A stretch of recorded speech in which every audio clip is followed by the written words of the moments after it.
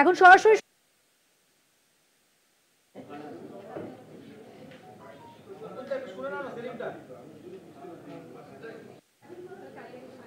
OBC মানে হচ্ছে যারা অন্যান্য অনগ্রসর জাতি, এটা কনস্টিটিউশন এই অধিকার দিয়েছে, সংবিধানের এই নির্দেশকে অমান্য করা হচ্ছে। আর বিজেপি তো খোলাখুলি মুসলমানদের বিরুদ্ধে যেভাবে ষড়যন্ত্র করছে এটা তার অংশ। আর মমতা ব্যানার্জি সামনে ইফতার পার্টি আর তার পেছনে হিজাব করে কিন্তু আদতে ওবিসি এটাকে ধ্বংস করছেন, সংখ্যালঘুদের যে ন্যূনতম সুযোগ আছে সেটাকে বন্ধ করছেন।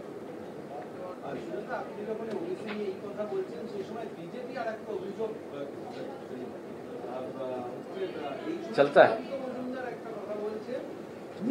সু দিয়ে বলো বলে গন্ডগোল হয়ে যায়, স দিয়ে বলো। Any question? हाँ पूछो, हिंदी में पूछो। नहीं बोलो, हिंदी में सवाल पूछोगे तो मैं हिंदी में जवाब दूंगा। बोलो।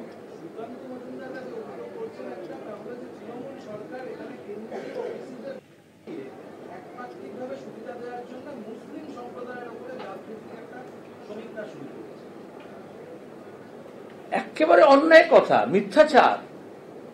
ওদের মুসলমান বিদ্বেষটা বেরিয়ে আসছে।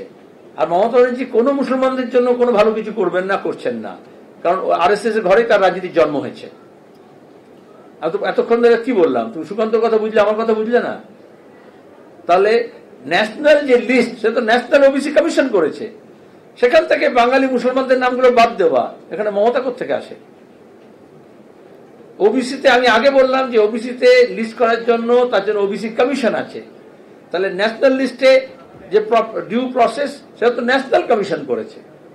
বরঞ্চ এখানে ওবিসি আজকে জটিলতা পড়লো, কারণ এখানকার স্টেট ওবিসি কমিশনকে না করে তৃণমূল নিজে ক্যাম্প করে এইসব করতে আরম্ভ করে দিল। এটা তৃণমূলের ব্যাপার নয়, এটা সুকান্ত মজুমদারের ব্যাপারও নয়, এটা সংবিধানের ব্যাপার, আইনের ব্যাপার। বিজেপি তৃণমূল উভয়ই এই আইনটাকে বিদ্যাঙ্গুষ্ঠ দেখিয়ে বঞ্চিত করছে মুসলমান ওবিসিকে।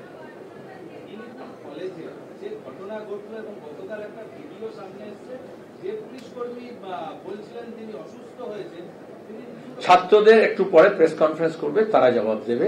আমি ওই ডাক্তার মতো চারিদিক থেকে গুন্ডা বদমাশ নিয়ে গিয়ে ক্যাম্পাসে এরকম কনফারেন্স করি না, ফেক প্রফেসরদের দিয়ে।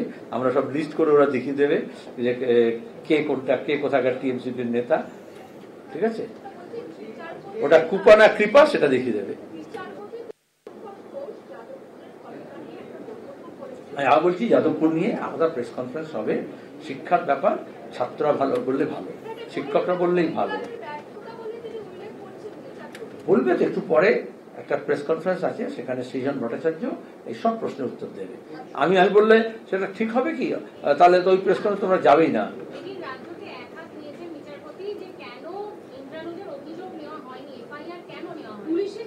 আচ্ছা, এটা এক হাত নিয়েছেন? তৃণমূলের সরকারকে দু হাতে চড় মারছে হাইকোর্ট। পুলিশ যদি দলদাস হয়, কালকে তো আমি বক্তৃতা করে বলেছি, আইন না মানে, আইন যদি না জানে, সংহিতা যদি না পড়ে,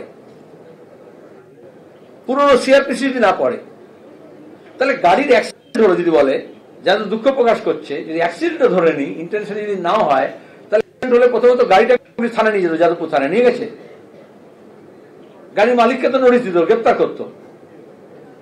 আরোহীকে ছেড়ে দাও, তোমার গিয়ে ড্রাইভারকে ধরত ছিল, সেটা তাদের ধরে নেশার টেস্ট করা উচিত ছিল। যে কোনো অ্যাক্সিডেন্টের ক্ষেত্রে এটা করতে হয়। তার বদলে কেন পুলিশ রাত বিভিন্ন জায়গায় ছাত্ররা থাকে, তাদের ওখানে পুলিশ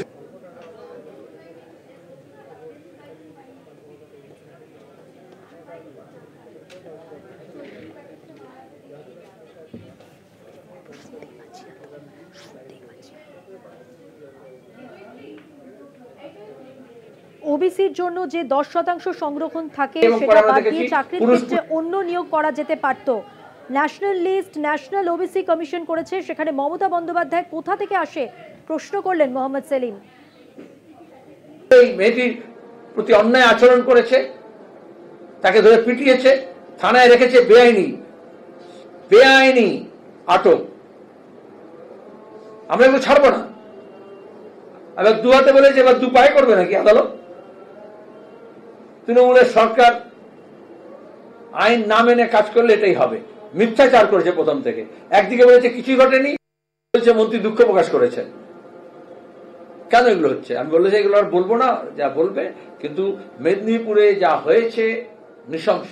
গোটা রাজ্য জুড়ে বারুইপুর হোক আর দিনহাটা হোক আর লেক টাউন হোক কল্যাণী হোক, যেভাবে পুলিশ গুন্ডা বদমাইশ মস্তান যেভাবে সিপিআইএম এবং বিরোধী ছাত্র কর্মীদের উপরে একেবারে খ্যাপা কুকুরের মতো তৃণমূল কংগ্রেস লেলিয়ে দিয়েছে তাদেরকে, এই পুলিশকে বকলাস পড়াতেই হবে এবং এটা হাইকোর্ট পারে। পুলিশের গলায় যেহেতু খ্যাপা কুকুরের মতো পুলিশকে ব্যবহার করা হচ্ছে, সুতরাং তাদের গলায় চেইনটা পড়াতে হবে। আর চেইনটা মমতা ব্যানার্জির হাতে থাকলে সেটা ঠিক মতো হবে না, যখন তখন আপনাদের উপরে লেলিয়ে দিতে পারে। কালকে কল্যাণীতে সাংবাদিকও আক্রান্ত হয়েছে।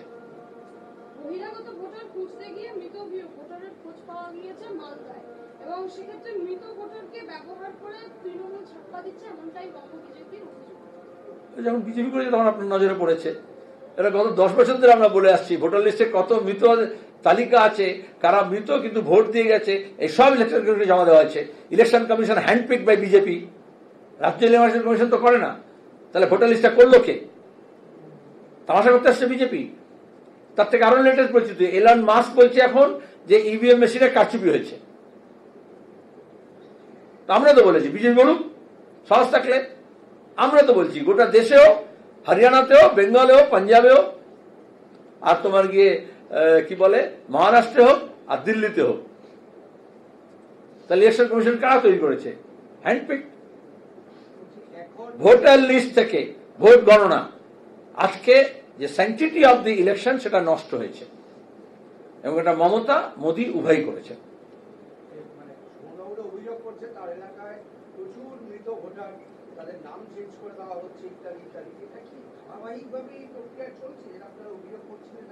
অবশ্যই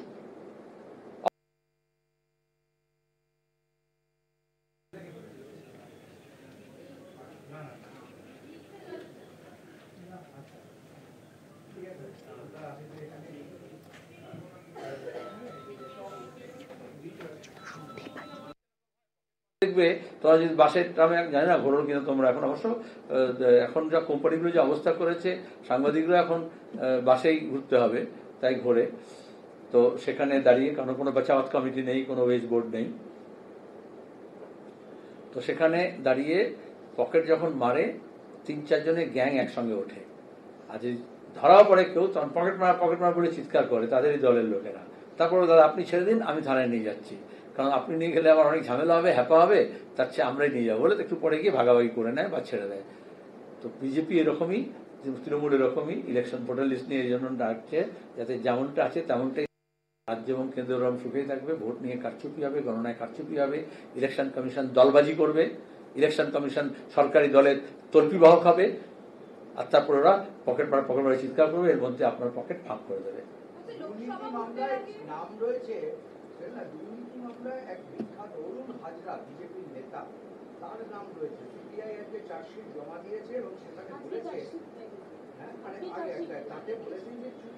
কোন দুর্নীতি সেটা বলো? তাহলে প্রাথমিক করেছিল তৃণমূল, তার মধ্যে বিজেপির নেতা আসছে কোথেকে? তো প্রশ্ন শেষ করো।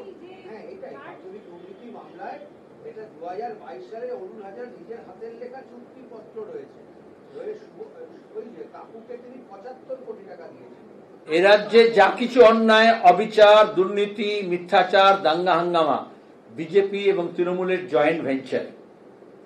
এ ফর অরুণ হতে পারে, কিন্তু এটা এস ফর শুভেন্দুও বটে। কিন্তু সিবিআই কিছুতেই প্রথম সারির বিজেপি নেতাদের নাম আনছে না, আরম্ভ করে শিক্ষক নিয়োগের দুর্নীতিতে। আর এই জন্যই পার্থ জেলে ভেতরে আছে। আবার এই জন্য দফায় দফায় বিভিন্ন লোকজনকে রেশন দুর্নীতি হোক, আর এই শিক্ষা দুর্নীতি হোক, আর অন্যান্য কয়লা পাচার কাণ্ড হোক, কিভাবে বিজেপি তৃণমূলকে ছাড় দিচ্ছে আর তৃণমূল বিজেপিকে ছাড় দিচ্ছে, এটা বোঝা যাবে।